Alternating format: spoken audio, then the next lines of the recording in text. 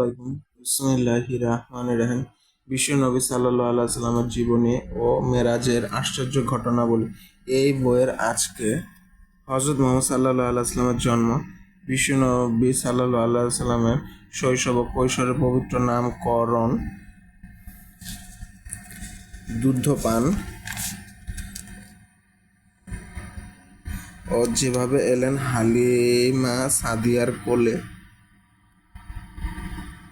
এই অধ্যায়গুলো আলোচনা এবং পড়ে শোনাবো। বিসমিল্লাহির রহমানির রহিম। মুহাম্মদ সাল্লাল্লাহু আলাইহি সাল্লামের জন্ম। হযরত আদম আলাইহিস সালাম এর পৃথিবীতে আগমনের 6113তম বছর 570 খ্রিস্টাব্দের 12ই রবিউল আওয়াল সোমবার দিন সুবে সাদেকের সময় বিবি আমেনার কোলে জন্ম নিলেন আমাদের প্রিয় নবী হযরত মুহাম্মদ সাল্লাল্লাহু আলাইহি সাল্লাম। সময়টি ছিল আব্রাহার ও তার হস্তি বাহিনী ধ্বংস হওয়ার 50 দিন পর। এক বর্ণনায় আছে যে মুহাম্মদ সাল্লাল্লাহু আলাইহি সাল্লাম এর জন্মের দিনে সমগ্র বিশ্বের মূর্তিগুলো উপুড় হয়ে পড়েছিল, অগ্নিপূজকদের অগ্নিকুণ্ড নিভে গিয়েছিল। তখনকার মহাপ্রতাপশালী পারসিক রাজা খসরুর অট্টালিকার চূড়াগুলো আপনা আপনি ভেঙে পড়েছিল। শিশু মুহাম্মদ সাল্লাল্লাহু আলাইহি সাল্লামের এতই সুন্দর ছিলেন যে কেউ তার প্রতি তাকালে শুধু চেয়েই থাকতো অবিরত। দাদা আব্দুল মুতালিব তার বিধবা পুত্রবধূকে আল্লাহ একটি ছেলে সন্তান দান করেছেন, জেনে অতিশয় উৎফুল্ল হলেন। দ্রুত দৌড়ে গৃহে এসে আপন প্রিয় নাতিকে কোলে তুলে একবার বুকের সাথে মিশিয়ে নিলেন আর দীর্ঘ সময় ধরে আদরে আপ্লুত করতে লাগলো। বহু বর্ণনা একথা পাওয়া যায় যে মুহাম্মদ সাল্লাল্লাহু আলাইহি সাল্লাম এর জন্মের আগে একদা বিবি আমিনা স্বপ্নে দেখেন তার ভেতর হতে একটি আলো বেরিয়ে গেল আর তার কিরণ আভায় সুদূর সিরিয়া পর্যন্ত বিস্তীর্ণ এলাকা আলোকিত হয়ে উঠল। বিবি আমিনা বলেন, মুহাম্মদ সাল্লাল্লাহু আলাইহি সাল্লাম ভূমিষ্ঠ হলে আমার মনে হলো যেন আমার ভেতর থেকে একটি নূর বেরিয়েছে, যার উজ্জ্বল রোশনীতে পূর্ব পশ্চিম উজ্জ্বল হয়ে উঠেছে। সাহাবী হযরত উসমান ইবনে আবুল আস রাদিয়াল্লাহু তাআলা আনহু এর মাতা তার জন্মের সময় বিবি আমিনার কাছে উপস্থিত ছিলেন। তিনি বলেন, মুহাম্মদ সাল্লাল্লাহু আলাইহি সাল্লাম যখন পৃথিবীতে আগমন করলেন তখন যেদিকে চোখ যেত শুধু নূর আর নূরের ঝলক নজরে পড়ত।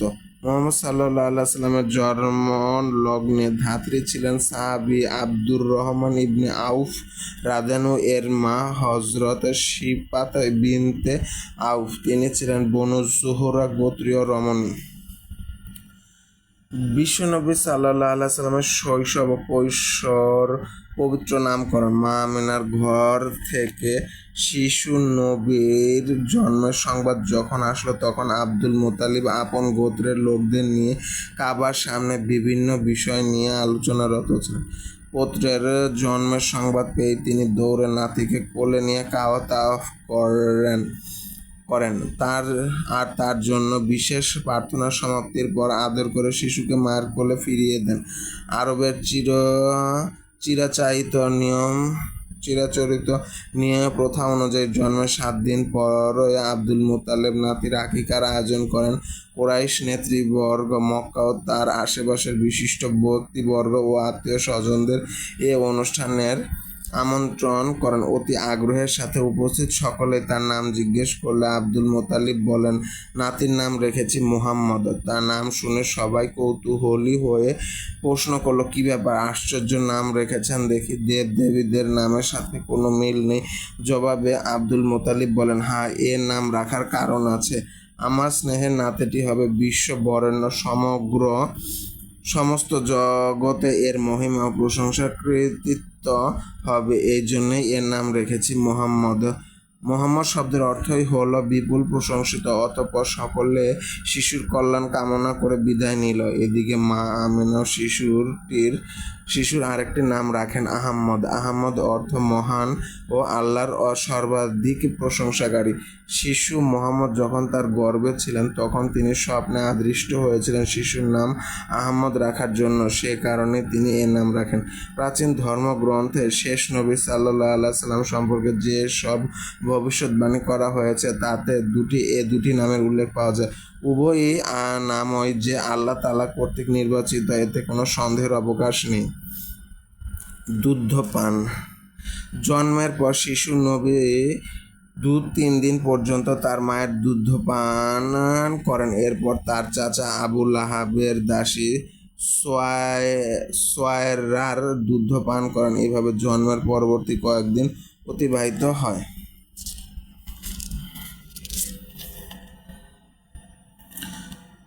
তৎকালীন আরবের নিয়ম ছিল সন্তানের মায়েরা তাদের শিশুদেরকে স্তন পান করাতো না, স্তন দানের জন্য অন্য নারীদের নিযুক্ত করা হতো। শহুরে শিশুকে মুক্ত বায়ু সেবন ও বিশুদ্ধ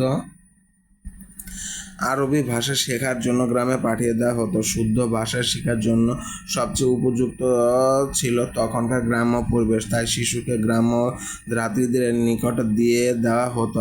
আর গ্রাম্য খোলা আবহাওয়ায় শিশুর স্বাস্থ্য সুন্দর হয়ে উঠত। কোনো কোনো ক্ষেত্রে এর বিপরীত, অর্থাৎ শুদ্ধ ভাষা শেখাতে হলে শিশুকে শহুরে পরিবেশে রাখতে হয়, কিন্তু খাঁটি আরবি ভাষার বেলায় গ্রামই ছিল সঠিক জায়গা। যেহেতু শহরের অঞ্চলের নারীরা তাদের সন্তানদের স্তনপান করায় না, সেজন্য শহরের আশপাশ গ্রাম, এমনকি অনেক দূর দূরান্তের গ্রামের গরিব পরিবারের মহিলারা ধাত্রীরা কিছু পাওয়ার আশায় শহরের দুগ্ধপোষ্য শিশুদেরকে স্তনপান করাতো। এ উদ্দেশ্যে প্রতিদিন বহু ধাত্রীর আগমন ঘটত শহরে।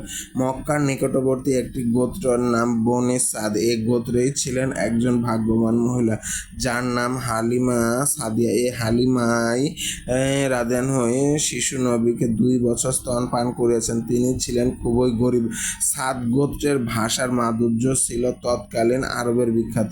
তাদের মতো এত শুদ্ধ কথা অন্য গোত্রীয়রা বলতে পারত না। আল্লাহর কি মহিমা! এতিম শিশু নবীর স্তন পানের গুরু ভার অর্পিত হয় সাদ গোত্রের এক গরিব মহিলার উপর।